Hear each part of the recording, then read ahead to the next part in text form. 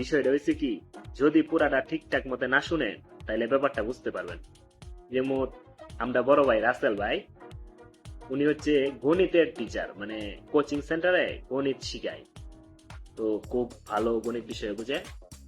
মজার ঘটনাটা হয়েছে কি, হেইলার কোচিং এ যে পোলা পাইন পড়ে, এই পোলা পাইন স্কুলে গেলে মাস্টারে বেশি জিগা।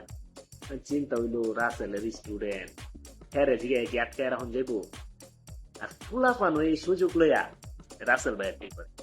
বিষয়টা হইলো এরকম, সারা বছর ছাত্র নাইগা কাজ করে পরীক্ষার আগে অভাব, সব ছাত্র পরীক্ষার আগে রাসেল ভাইতে যদি পরীক্ষার আগে 1-2 মাস শিওন যা তাইলেই না মন খুললে সে।